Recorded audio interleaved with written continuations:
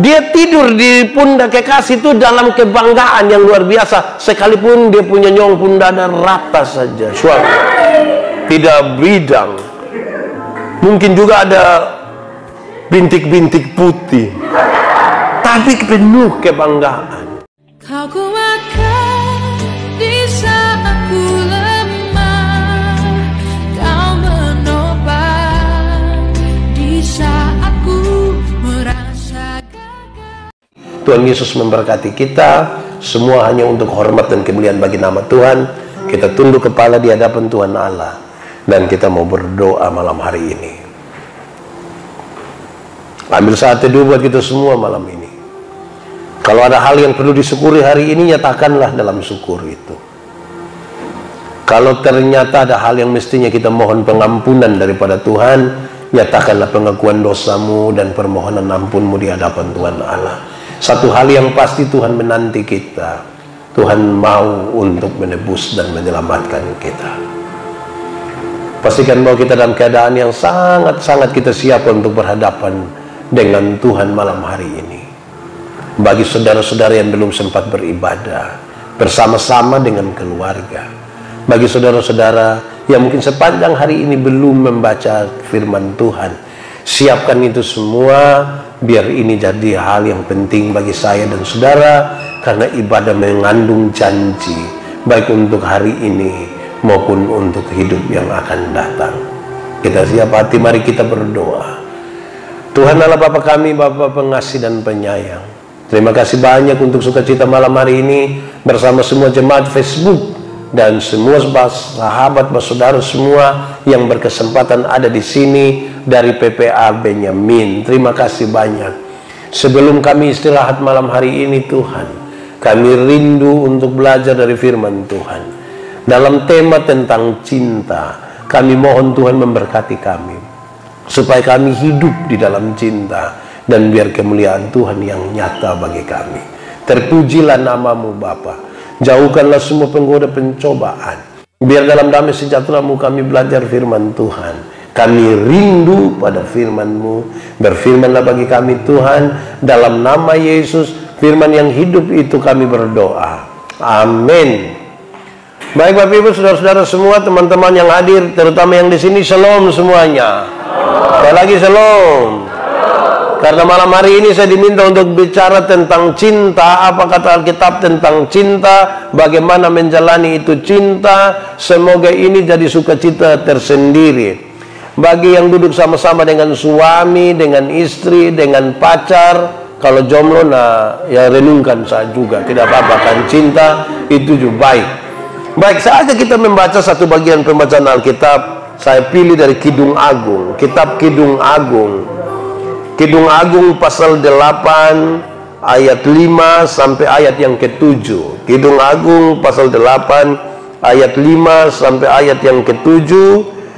Saya akan membacakannya buat kita, atau kita baca bersaut-sautan, tidak apa-apa dengan teman-teman yang ada di sini.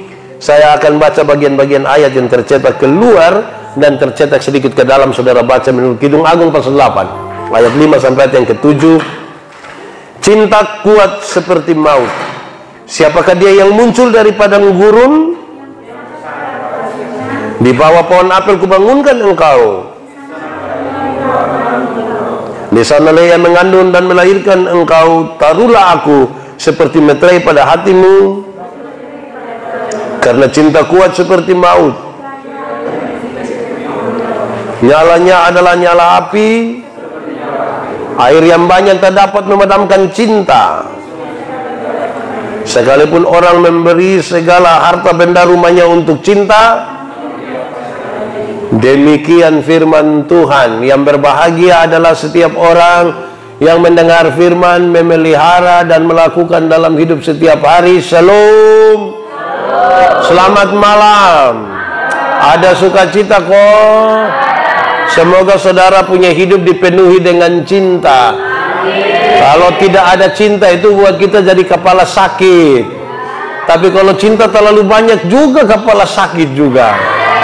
Pertanyaannya kita hari ini, saudara-saudara, sesungguhnya cinta itu apa? Karena semua orang ini menikmati cinta. Semua orang lahir dari cinta. Beberapa kali kita diperdengarkan kalimat-kalimat tentang cinta itu bilang bahwa cinta tidak pernah salah. Yang salah itu adalah orang-orang yang menjalaninya. Betul kok? Sepertinya saudara ragu-ragu sekali untuk bilang begitu. Semua orang ingin menikmati dan menjalani hidup dengan cinta. Pertanyaan paling penting sekarang adalah apa yang paling membedakan antara orang-orang beriman, pemuda-pemudi Kristen dengan orang-orang yang tidak percaya kepada Tuhan Yesus, yang bukan Kristen. Apa sih sebetulnya yang bisa membedakan itu semua? 3 hal utama ini malam hari ini akan menjadi menjadi bahan untuk kita renungkan bersama-sama di sekitar cinta. Hal yang paling pertama saya ingin sampaikan kepada kita, sebelum masuk di hal pertama, saya ingin sampaikan bahwa Kidung Agung ini ditulis oleh Salomo. Kidung Agung pasal 1 ayat 1. Salomo itu dalam kehidupannya, sepanjang perjalanan hidupnya dalam urusan cinta, belum ada orang yang punya hubungan asmara lebih dari Salomo. Salomo pun paling tinggi, paling hebat sudah.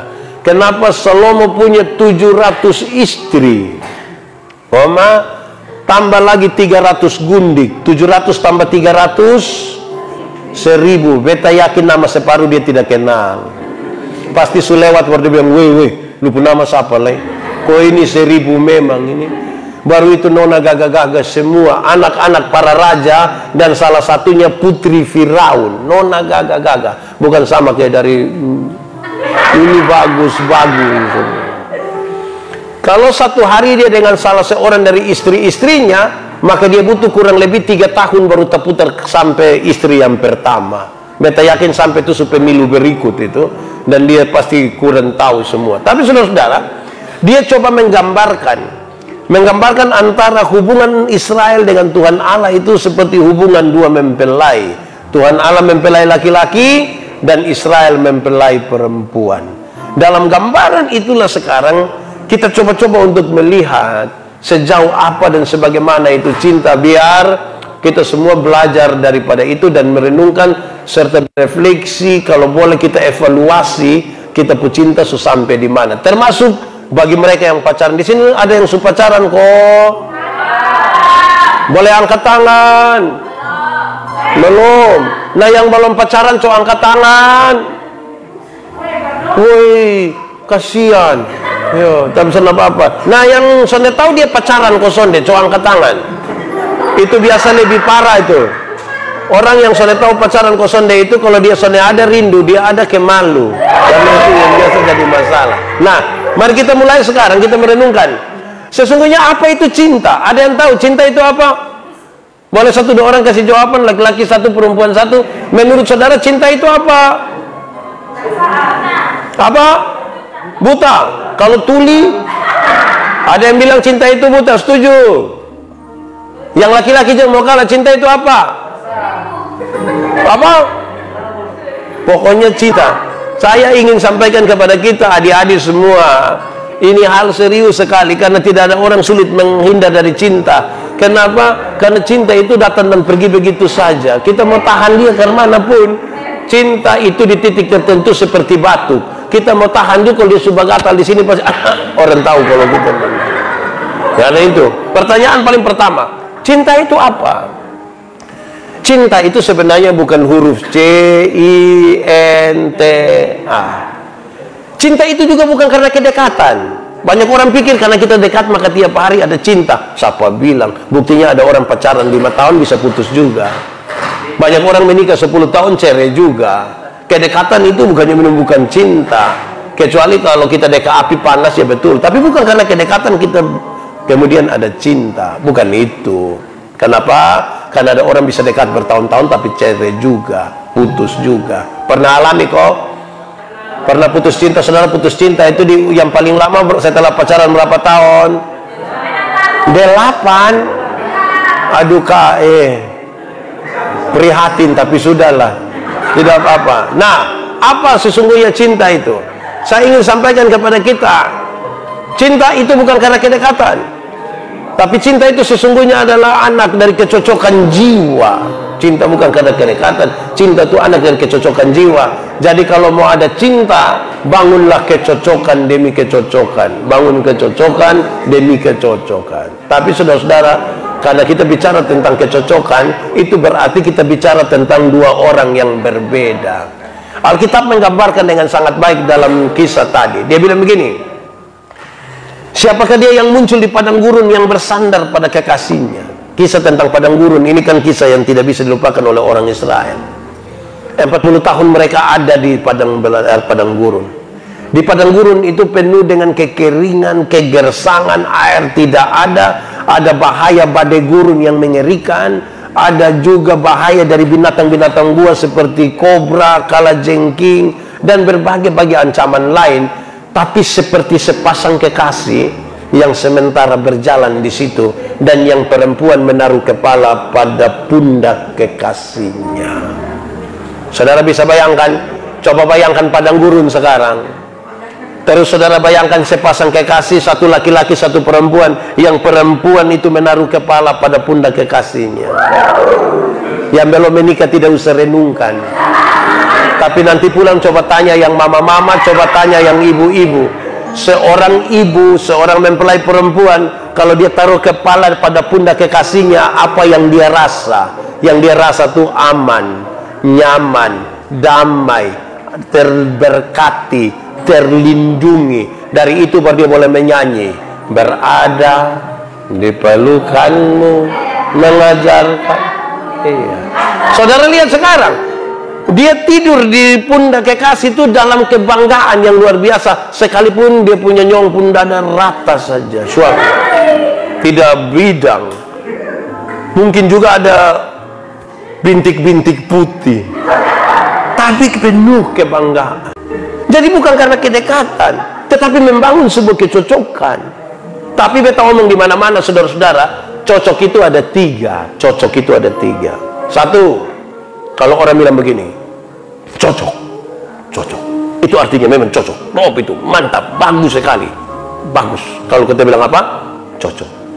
Tapi kalau kita bilang begini, cocok, pernah dengar itu kalimat atau tidak? Cocok. Kalau suami tukang bamaki, istri tukang bamaki, tetangga-tetangga yang dengar bilang apa? Cocok.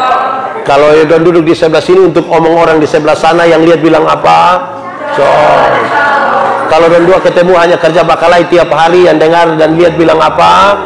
Cocok. Nah, so bisa dapat tuh dia pempesan. Yang ketiga, cocok itu paling bagus diucapkan oleh orang alor. Orang alor tuh kalau mau omong cocok mantap sekali. Saya paling suka orang alor kalau omong cocok.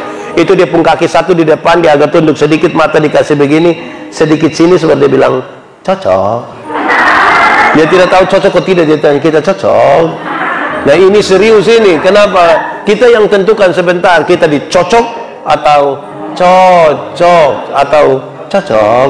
Itu kita yang atur. Kenapa? Karena berkaitan dengan kecocokan jiwa.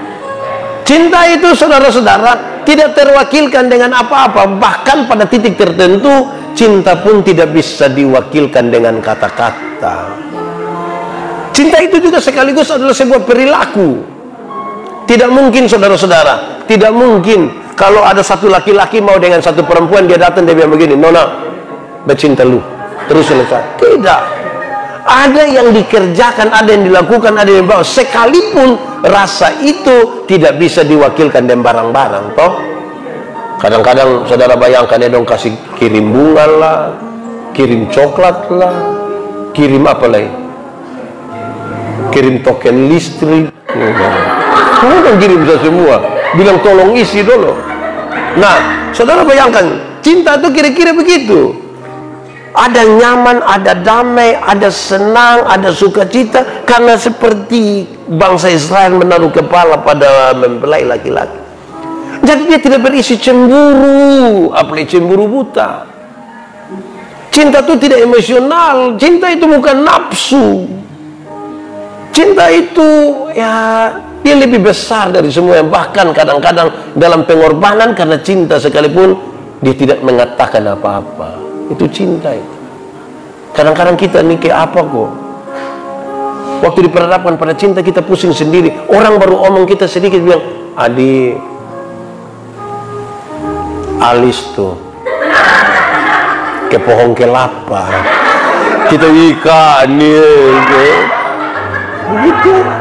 Cinta bukan yang begitu-begitu. Cinta nih apa ya? Cinta, tadi betul bilang, cinta adalah anak dari kecocokan jiwa. Mau ada cinta, bangunlah kecocokan. Karena itu tiap-tiap hari orang yang bercinta itu kan mesti membangun terus hidupnya. Cinta bukan karena penampilan. Beta lihat yang laki-laki di sini ganteng-ganteng, yang perempuan di sini cantik-cantik. Tapi mau bertahan sampai kapan?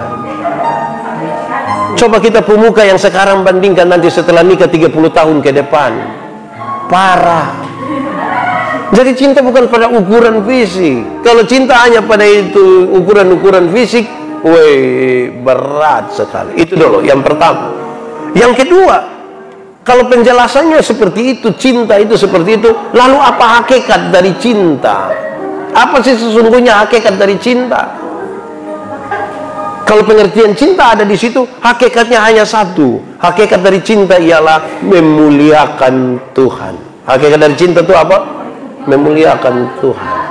Saudara tinggal ukur, selama ini kita bercinta ini ada memuliakan Tuhan kok tidak? Jangan sampai kita tidak memuliakan Tuhan. Bayangkan, taruhlah aku seperti meterai pada hatimu, seperti meterai pada lenganmu, karena cinta kuat seperti maut. Taruhlah aku seperti meterai. Pernah lihat meterai kok? Yang berapa ribu?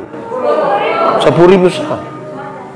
Meterai itu tanda sah. Taruhlah aku seperti meterai pada hatimu. Hati itu dilambangkan sebagai bagian terdalam dari manusia, di mana pertimbangan dan keputusan ada di situ. Kalau engkau mau ambil keputusan, libatkan saya di situ. Itu cinta.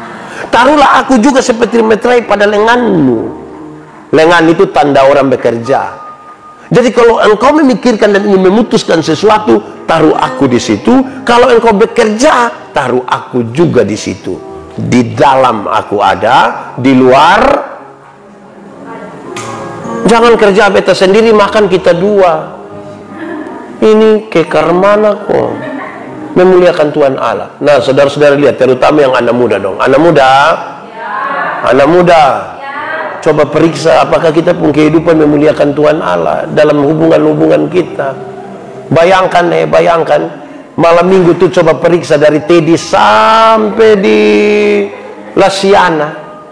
Ini anak muda dong pacaran dong bisa masuk di dalam lubang, dong sembunyi di dalam lubang kepiting ini.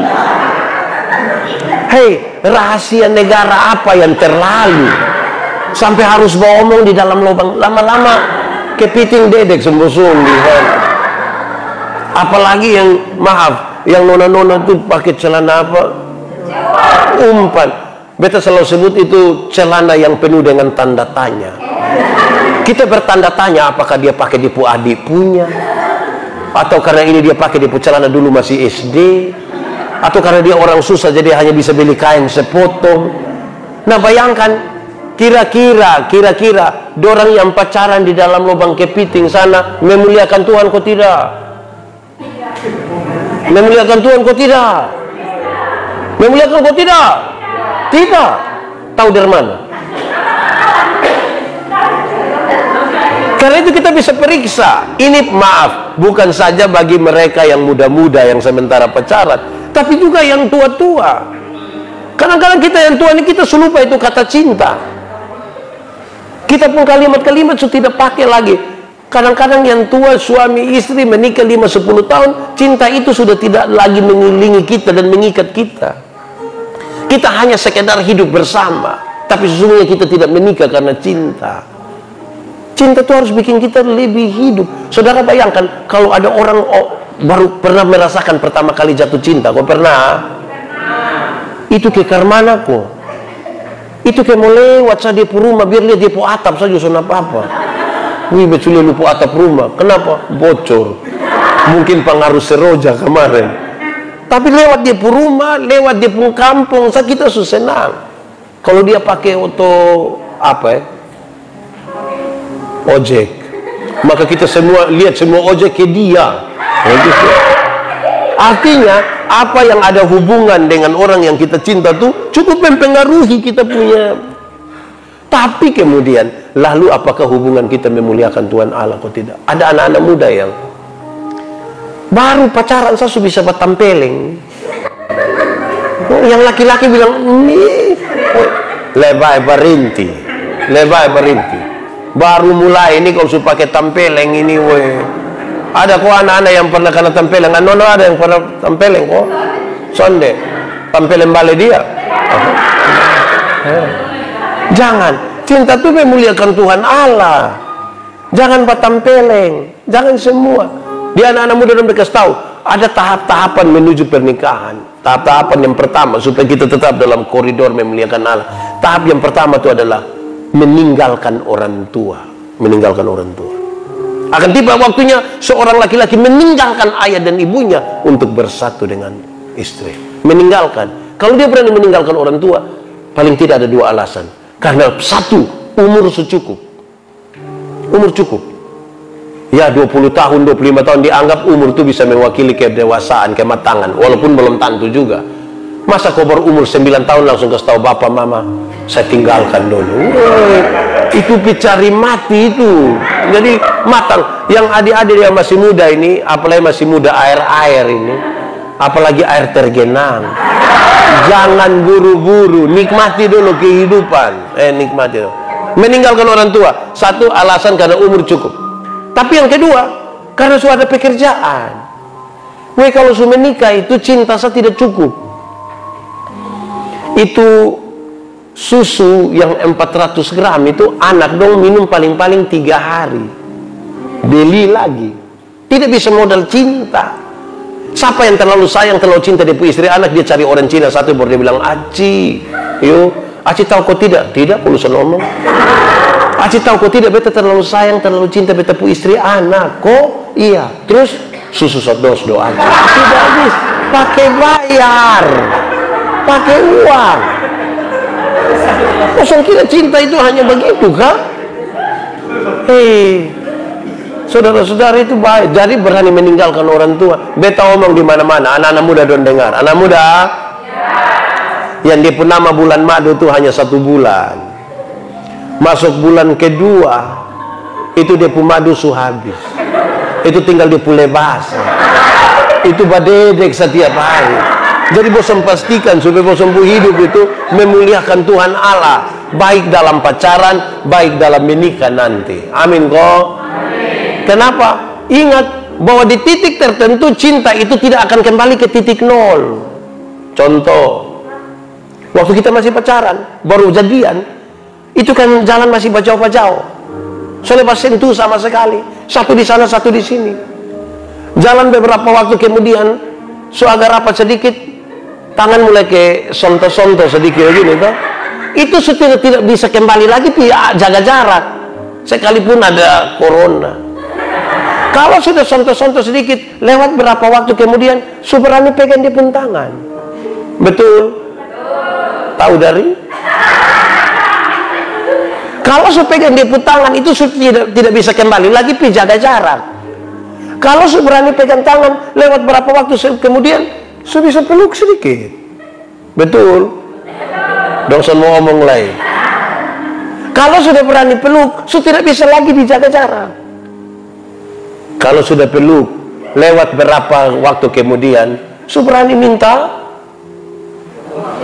Wah, woi, terlalu bodoh. Jadi hati-hati supaya perjalanan itu tetap memuliakan Tuhan Allah. Amin kok. Yo, itu pertama. Tahapan pertama dari menikah itu supaya tetap harus memuliakan Allah. Apa? Meninggalkan orang tua. Yang kedua, bersatu. Bersatu itu ada 3. Pertama, bersatu secara adat. Karena kita tahu adat. Kita orang tahu adat. Kita tadi bersatu secara adat karena kita orang Timur, Rote, Sabu, Sumba, mana lagi? Alor, Makassar, Medan, Batak T, Toraja. Karena kita tahu adat, maka kita ada apa? Bersatu secara adat.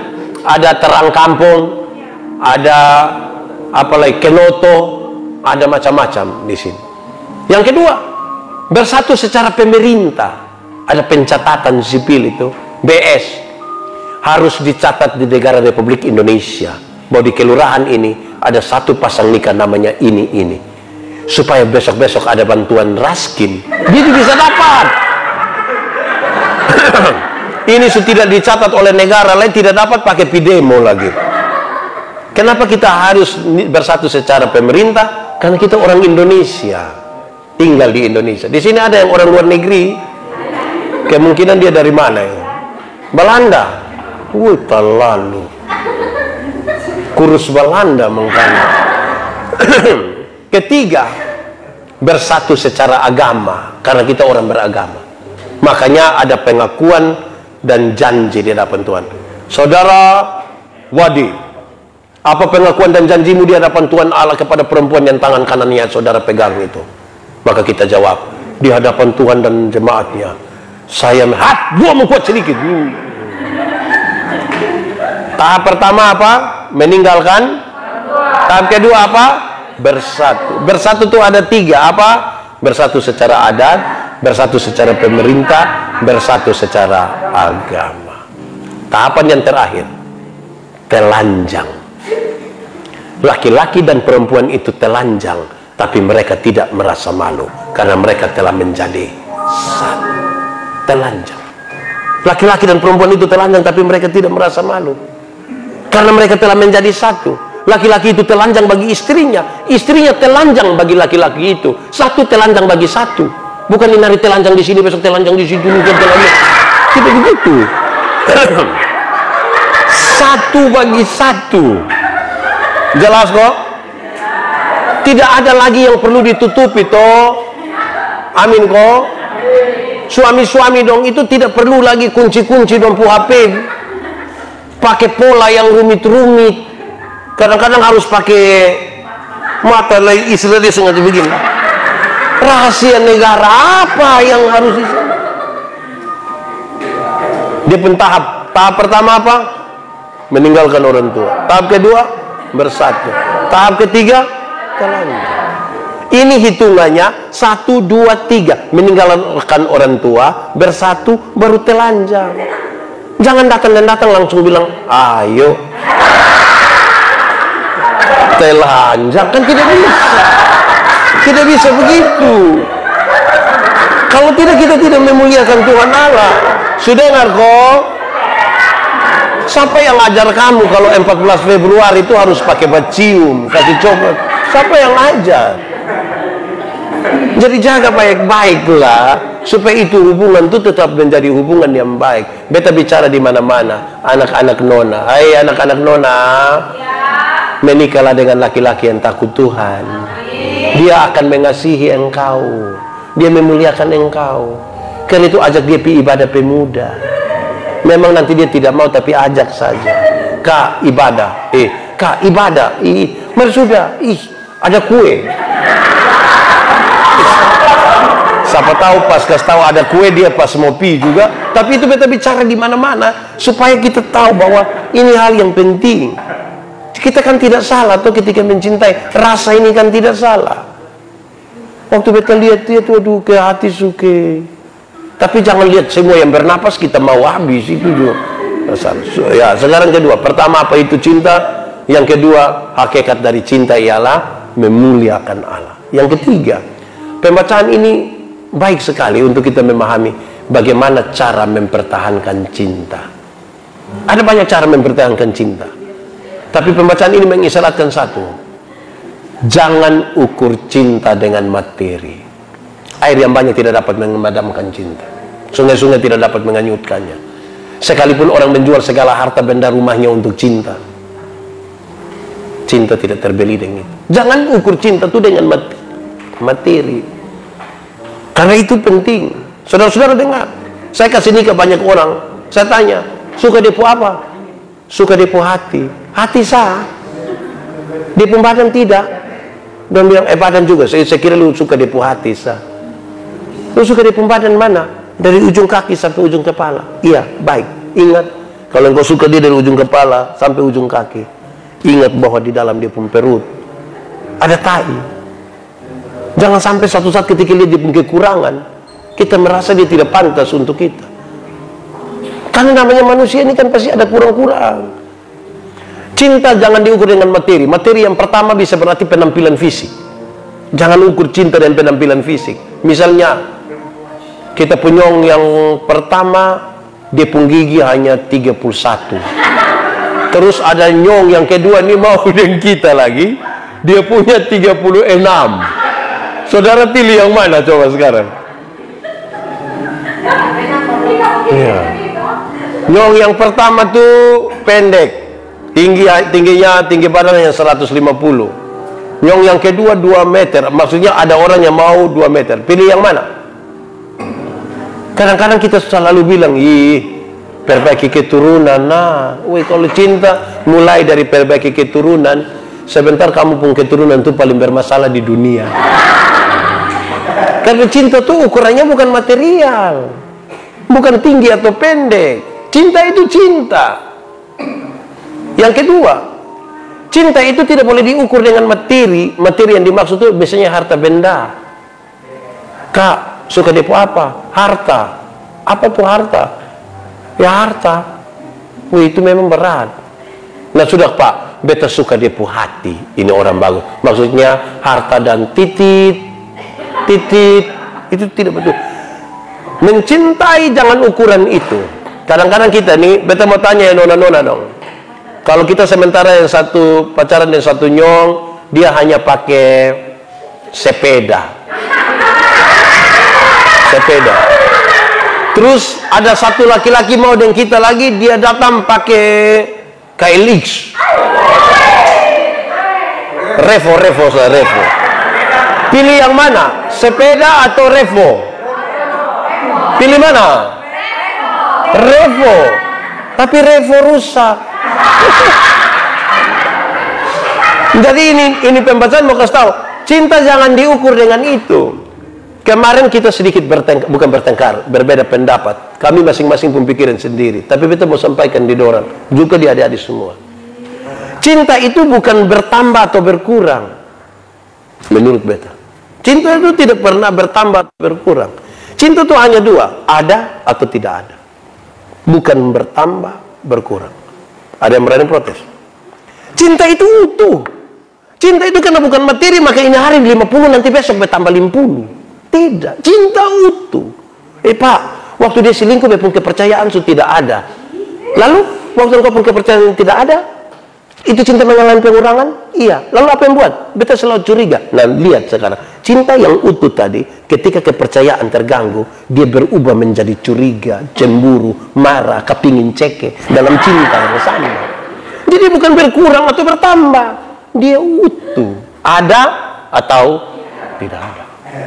Cinta begitu. Bikin status. Tidak apa-apa. Ini serius. Kenapa? Supaya kita tahu bahwa ketika dalam perjalanan ada hal. Misalnya orang sudah menikah. Orang sudah menikah sekarang. Dia ada anak. Tapi oleh karena sesuatu hal, dong harus pisah. Setelah dia mempertimbangkan,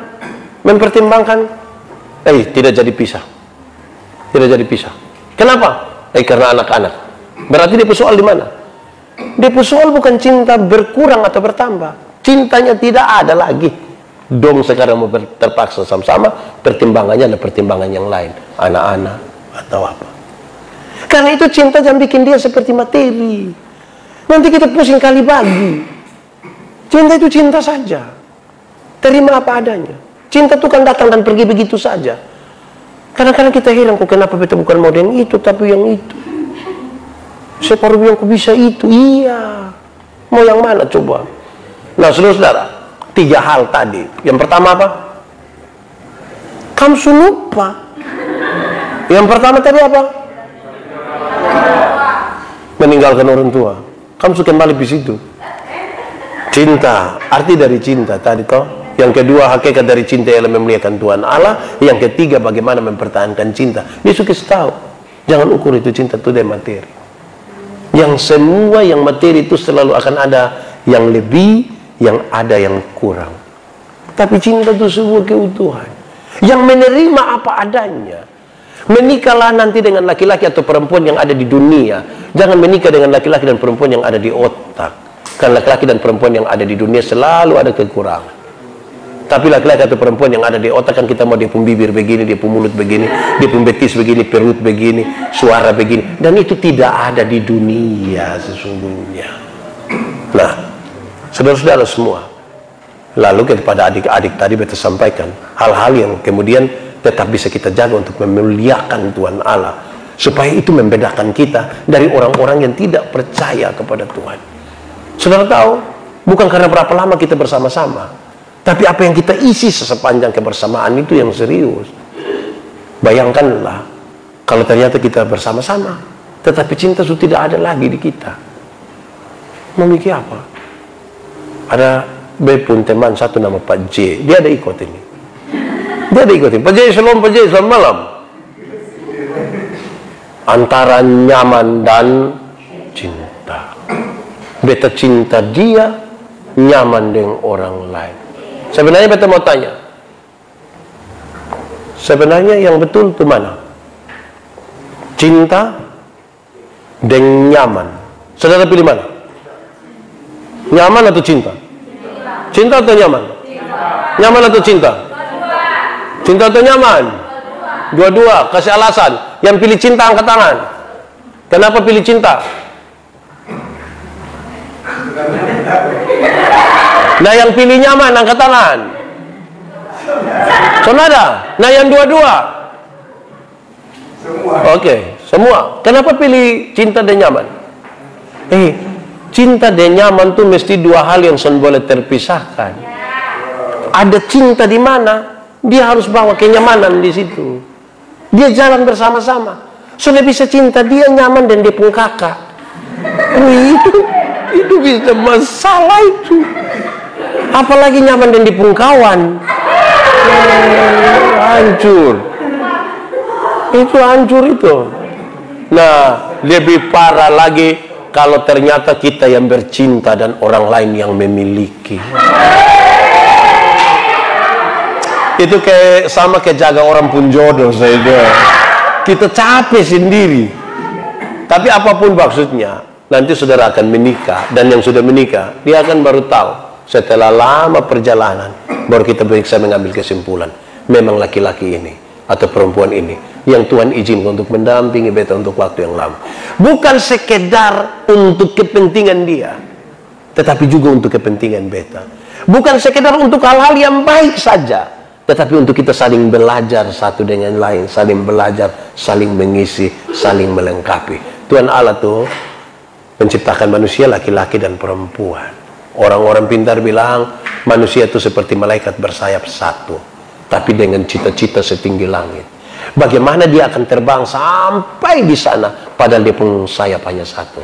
Dia butuh memeluk seseorang dalam cinta supaya dia pun sayap dua-dua tuh bisa bawa dua ke atas. Walaupun dia badan besar, tapi dia akan sampai di atas. Pasti sampai atas, tidak usah ragu toh. Karena itu belajar mencintai. Cinta itu perilaku, cinta bukan kata-kata, cinta bukan kata-kata, tapi memang harus kata-kata juga. Bayangkan kalau kita omong cinta berdiam-diam, kita tanya dia diam-diam. Beta dulu tanya ibu pendeta sampai 3 kali, ibu, beta mau deh ibu mau kok tidak. Sampai 3 baru mantua bilang begini, be harus jawab leko. Harusnya ya mesti jawab karena kayak enak juga di sini. Cinta tuh kalau soal omong kayak apa kok? Berapa kali orang tuh bisa ketemu ada dia ada di orang lain.